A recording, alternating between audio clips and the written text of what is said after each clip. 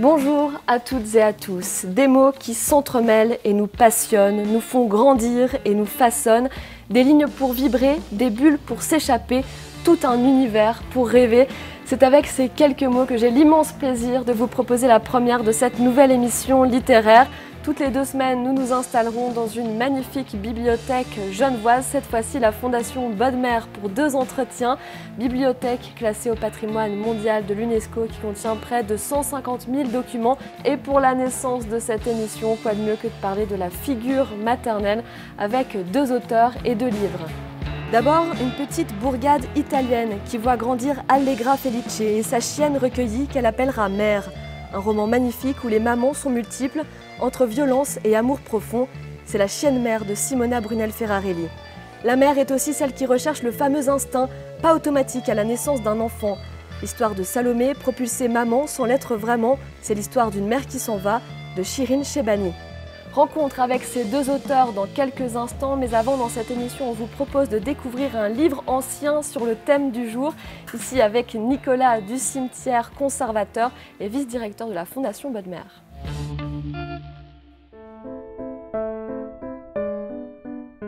En littérature, il y a effectivement les bonnes mères et il y a les mauvaises. Et dans la littérature française, l'une des plus célèbres dans l'imaginaire collectif, ça demeure certainement l'horrible Madame Lepic. C'est la mère d'un petit garçon qui s'appelle François, mais qu'on connaît davantage sur son surnom, Poil de Carotte. Et c'est Jules Renard qui va, au fil de sa carrière, puisque l'œuvre s'étale sur plusieurs années, mettre en scène ce petit garçon qui lui doit en fait beaucoup, puisque la teneur de ses livres est autobiographique. Je parle de ces livres pour la simple et bonne raison qu'avant même le roman bien connu, eh bien, il va y avoir une sorte de préquel qui s'appelle Sourire pincé, et dans lequel, en 1890, Jules Renard va inaugurer son personnage de Poil de Carotte, donc dans des petites scénettes qui sont des sortes de chapitres, soit sous forme de dialogue, soit sous forme de petites nouvelles, dans lesquelles les avanies du pauvre Poil de Carotte et la cruauté quotidienne de sa mère vont se révéler. Cette première œuvre de 1890 va donner lieu en 1894 au roman que tout le monde connaît, et puis ensuite à une pièce de théâtre qui voit le jour en 1900, et qui va connaître 125 représentations à Paris avant d'être inscrite au registre de la Comédie Française, où elle va avoir par la suite une belle carrière. Et ce sont ces 2 extrêmes de l'œuvre célèbre de Poil de Carotte que je voulais vous montrer aujourd'hui. Donc d'une part, un exemplaire de Sourire pincé, qui est un exemplaire de l'édition originale avec un très bel envoi autographe de l'auteur Jules Renard. Et puis cet exemplaire illustré de l'édition originale de la pièce Poil de Carotte de 1900, qui est un exemplaire extrêmement précieux, puisqu'il s'agit d'un des 7 exemplaires imprimés sur papier de Chine. Donc nous avons là 2 représentants de ce texte et de ce personnage d'enfant battu, d'enfant maltraité par une mère indigne, et nous tenions à vous les présenter aujourd'hui afin de vous montrer qu'effectivement, parfois ce sont les mères indignes qui réussissent à avoir les gloires du panthéon littéraire. Bonjour Simona Brunel-Ferrarelli. Bonjour. Et bonjour Shirin Shebani. Bonjour. On vous reçoit aujourd'hui pour vos livres, donc La chienne mère pour vous Simona, et c'est l'histoire d'une mère qui s'en va pour vous Shirin. Un petit mot quand même, puisque vous avez été toutes les 2 récompensées par des prix littéraires pour vos précédents romans. Un petit mot de félicitations déjà, ça fait jamais de mal. Aujourd'hui donc on s'intéresse à vos romans qui concernent la figure maternelle. Pourquoi s'intéresser à ce sujet-là, Shirin Shebani ? Parce que finalement, c'est un sujet extrêmement important pour moi. La mère, c'est quand même un petit peu l'origine de tout. Alors, je le voyais de ce côté-là. Et puis aussi de l'autre côté, c'est-à-dire qu'est-ce que fait la maternité dans la vie d'une femme ? Parce que ma réflexion me faisait penser que la maternité n'était pas forcément obligatoire dans la vie d'une femme. Et alors, je voulais explorer quel bouleversement cela pouvait provoquer dans la vie d'une femme. Simona Brunel-Ferrarelli, pour vous ? Moi, j'ai des comptes à régler encore. J'espère que ça va s'arrêter, mais j'ai encore quelques comptes à régler avec le décès de ma mère, la question de la maternité. Et puis, j'explore aussi la question un petit peu des mauvaises mères, parce que, ce qu'on appelle entre guillemets des mauvaises mères, parce que moi-même, je me suis souvent sentie une très mauvaise mère. Et donc j'ai caricaturé un peu, mais pourquoi pas, pourquoi ne pas faire la paix aussi avec cette notion de mauvaise mère un âge vénérable qui est le mien et se dire qu'on fait de notre mieux, mais qu'on n'arrive pas toujours. Alors, Shirin Shebani, votre personnage, c'est Salomé, donc c'est une jeune maman d'un enfant de quelques mois. Dès les premières lignes, en fait, c'est la saturation. C'est le moment où elle n'en peut plus, où elle n'arrive pas à assumer cette maternité. Et elle décide de s'en aller, de prendre ses bagages et de partir. Tout de suite, dès les premières lignes, vous nous mettez dans l'histoire. C'était important pour vous de commencer par l'acmé, en fait? En fait, j'adore raconter les histoires de cette façon. Donc, c'est souvent comme ça que je commence à raconter des histoires, puisque je m'en raconte tous les jours plein et que je les écris pas du tout toutes, mais toutes celles que je me raconte, il faut toujours qu'elles commencent un petit peu comme ça. Et là, c'était un peu évident qu'il fallait que je commence cette histoire avec le départ de Salomé, parce que c'est vraiment la genèse de mon récit. Je voulais que ça tourne et que ce soit le noyau. Je voulais que ça tourne autour de ce départ. Et après, je voulais mettre en place un décompte que j'ai essayé de vérifier, de revérifier et de calculer pour ceux qui liraient et qui auraient envie de vérifier que ça joue. Mais je voulais vraiment un décompte qui soit le moins rationnel possible pour essayer de comprendre pourquoi est-ce que tout à coup on s'en va. Puisque dans le livre, vous faites un peu des allers-retours entre différentes périodes de sa vie, donc de jeune maman. Après, on la voit 10 ans plus tôt, quand elle est encore danseuse. On la voit quand elle rencontre son compagnon. Enfin, voilà, ces différentes étapes. Et il y a ces passages où elle raconte la difficulté. Il y a deux difficultés, celle d'aimer son enfant et la difficulté aussi du quotidien d'être mère. C'est quand on dit le boulot à plein temps, pour le coup, là, vous le racontez, il est très difficile. Oui, parce que ce que je raconte, c'est le désespoir d'une jeune femme qui souhaitait être une maman. Et ce que j'avais envie d'explorer et puis de pousser jusqu'au bout, c'était justement le désespoir de cette jeune femme qui n'arrive pas à le faire. Donc j'ai vraiment poussé à l'extrême dans quelle atmosphère est-ce qu'on pouvait se retrouver quand on sent qu'on n'y arrive pas. Elle a beaucoup de difficultés à aimer, hein. Je vous cite « Je suis là sans parvenir à être mère, je suis là sans réussir à lui donner de l'amour, sans rien, et lui il dort innocent. » Cette phrase, je l'ai trouvée assez belle puisque ça montre tout le paradoxe. Elle est là avec une certaine violence. On n'a pas le droit, en fait, de ne pas aimer son enfant, c'est très tabou. Alors moi, j'en sais rien du tout parce que je suis vraiment pas psychologue et puis de mon expérience de maman, elle est toute fraîche. Mes enfants sont jeunes, mais c'est un petit peu ce que j'ai imaginé. Je me suis mise à la place de Salomé et puis je trouve que c'est extrêmement déroutant, un enfant qui dort. Je trouve que regarder un enfant qui dort, c'est bouleversant.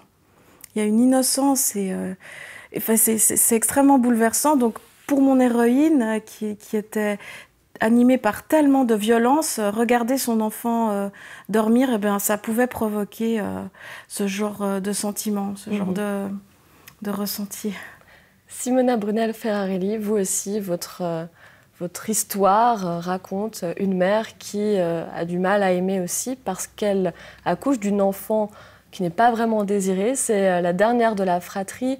Elle s'appelle Allegra Felice, cette petite fille. Donc on suit cette histoire probablement en Italie, mais vous ne faites pas vraiment de détails de ça. Et puis c'est l'histoire de cette maman, voilà, cette mère qui ne l'est pas vraiment. Et la petite fille va se lier avec une chienne qu'elle va même appeler mère. Et c'est là tout le paradoxe, toute la beauté aussi de votre histoire. Oui, alors, de manière que j'ai essayé de rendre subtile, j'ai fait en sorte que cette petite fille, qui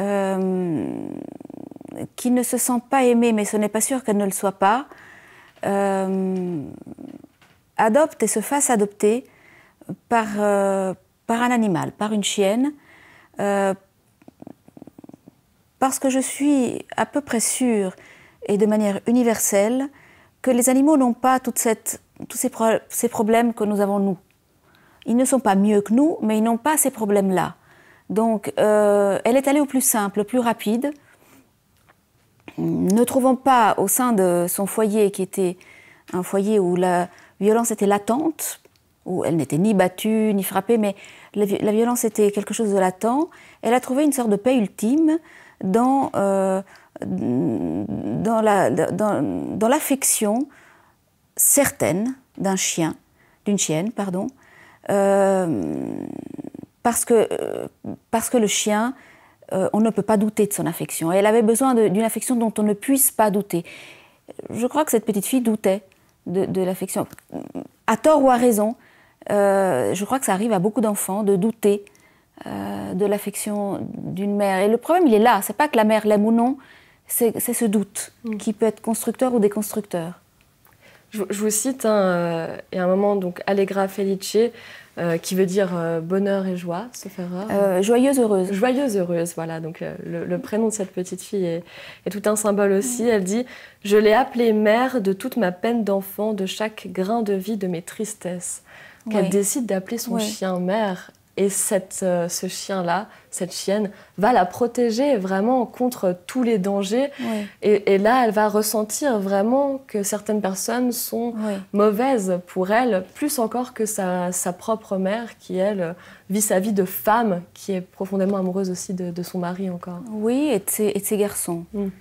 Au fond, c'est une réalité que la chienne va l'aimer de toutes ses forces, et puis elle va mettre, quand elle dit je vais l'appeler mère de toutes mes tristesses d'enfant, elle va faire une projection de tout ce qu'elle aurait aimé aussi.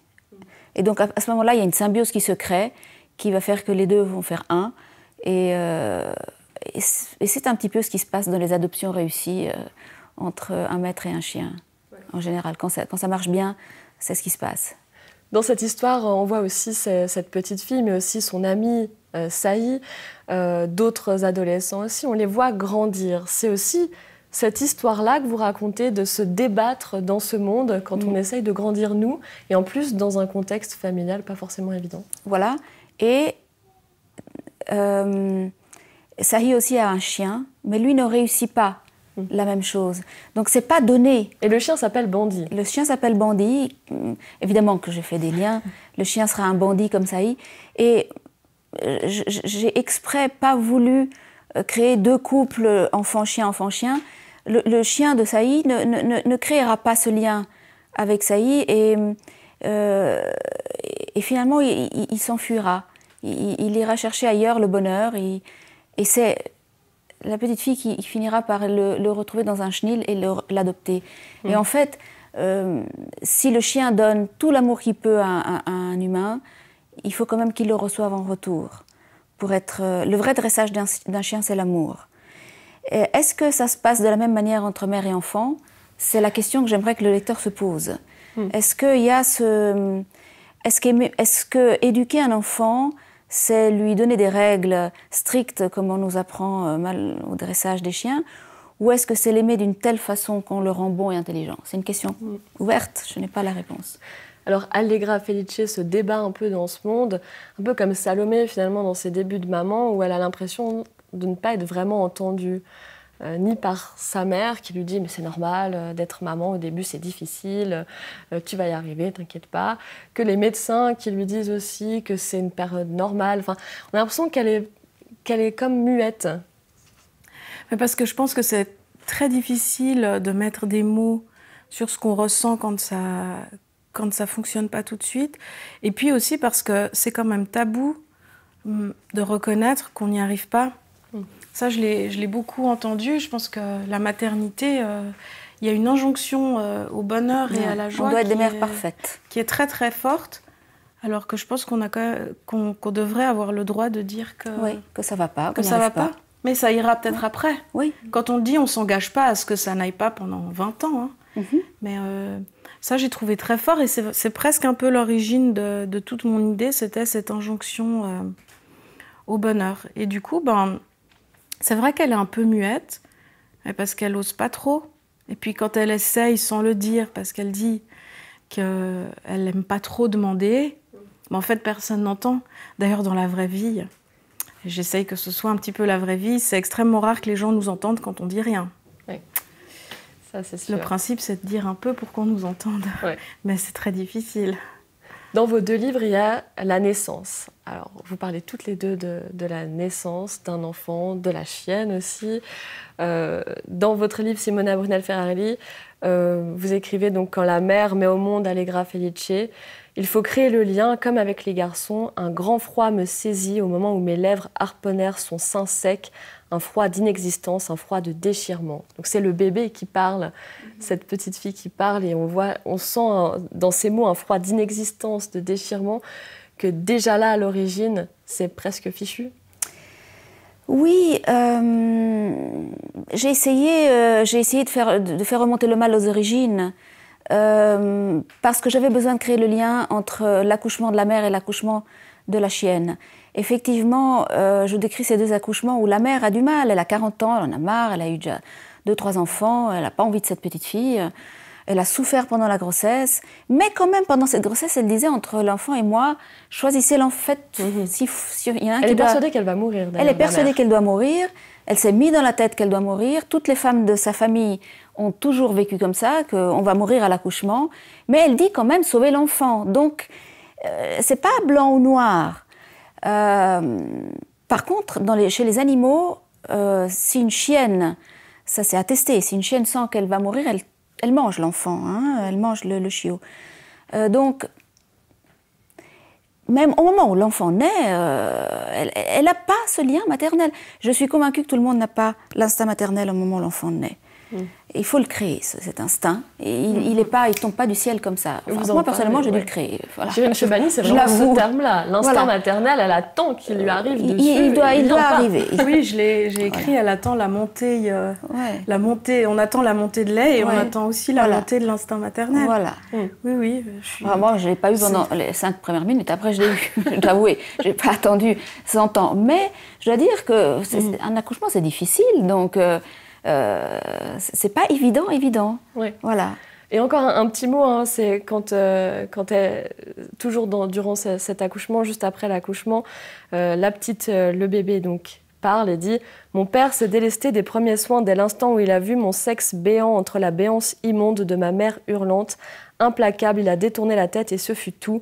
Ma mère ne pardonnera jamais, je suis l'insulte portée à sa maternité honteuse. » Et là, on arrive dans un contexte où avoir une fille, c'est moins bien qu'avoir un garçon. Oui. Ben là, je ne peux pas vous expliquer. C'est sorti comme ça, ce morceau. Je ne suis pas responsable. Je ne sais pas ce que je voulais dire. Mais il y a des moments... Mais c'est le côté italien, c'est ça? Oui, c'est... Voilà. C'est souvent les hommes et les femmes... Enfin, le garçon est préféré. Et surtout dans les milieux un peu sud, etc. Puis ce morceau, voilà, il fait partie comme ça. Je ne peux pas dire plus. C'est vrai que le garçon est préféré. Et un enfant tardif, à 40 ans, en plus une fille, il faudra lui trouver un garçon dans le sud de l'Italie, il faut faire attention. C'est compliqué, une fille.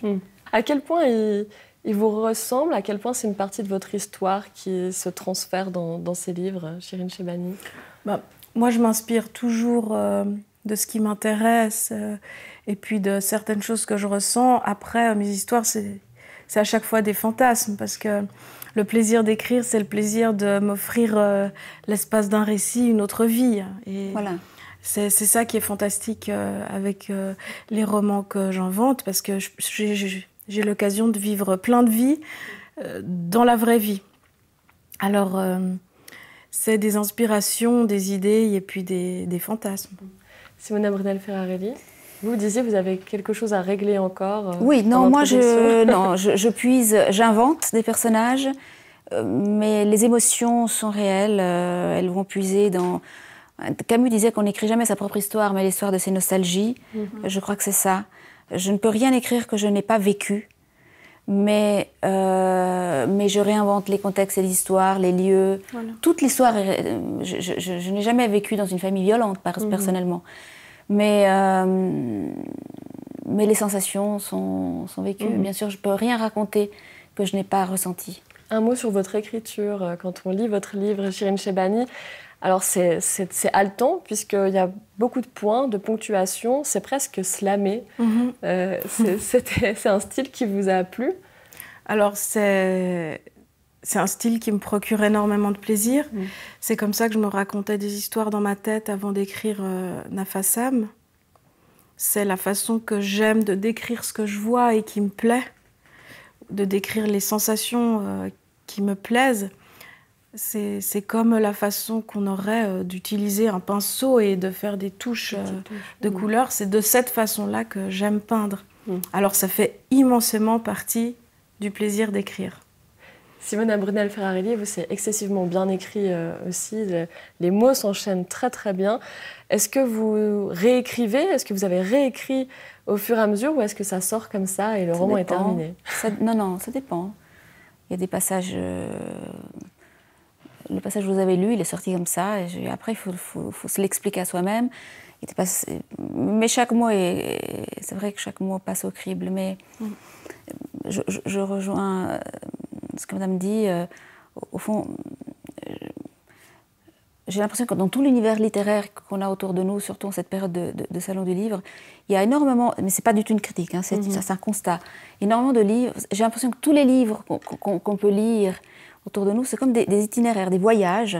Il y a l'île de la Réunion, il y a Paris, il y a Tokyo, etc. Et ça, ce sont les livres. Et il y a les manières de voyager. Beaucoup de ces destinations se font en jet, voilà. Moi, j'aime bien les faire à pied, les voyages. Hein, que c'est vraiment Compostelle. Hein.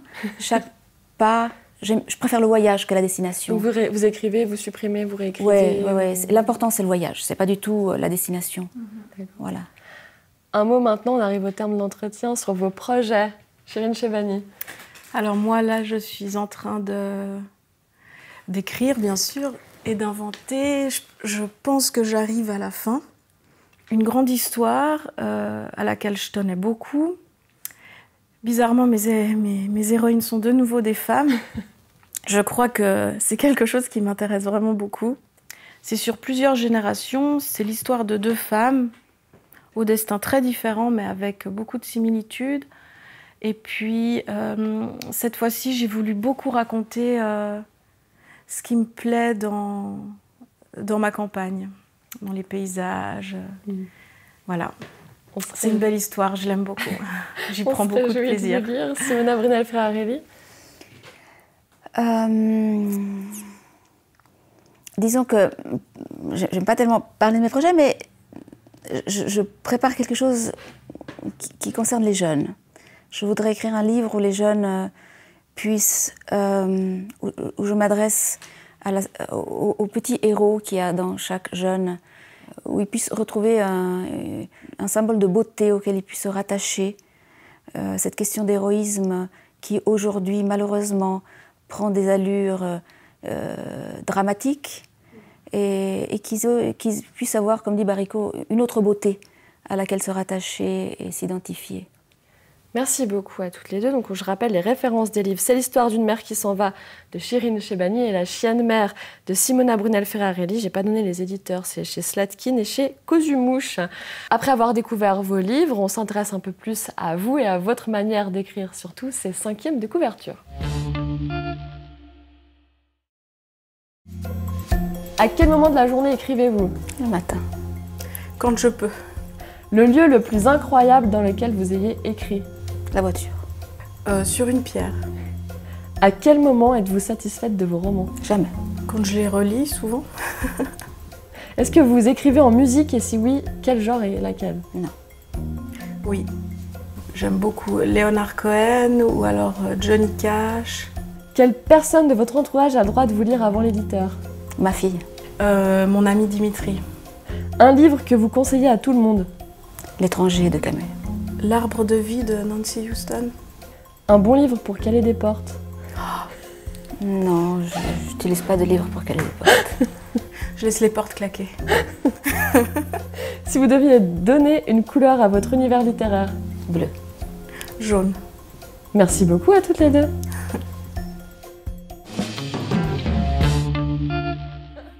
On arrive au terme de cette émission. Si vous voulez passer encore un peu de temps avec nos deux auteurs, Chirine Chebani et Simona Brunel-Ferrarelli, rendez-vous sur nos réseaux sociaux, Facebook, Instagram ou en podcast. On vous a concocté un petit jeu qui s'intitule le Méli Mémo. 10 minutes pour écrire un début d'histoire à 4 mains pour nos 2 auteurs sur des mots que vous leur avez soufflés. On se retrouve dans 2 semaines pour une prochaine émission. D'ici là, je vais aller disséminer les livres dédicacés par nos auteurs. On espère que vous aurez du plaisir à les retrouver en ville de Genève. Je vous souhaite une très belle soirée sur L'Aimant Bleu. À très vite.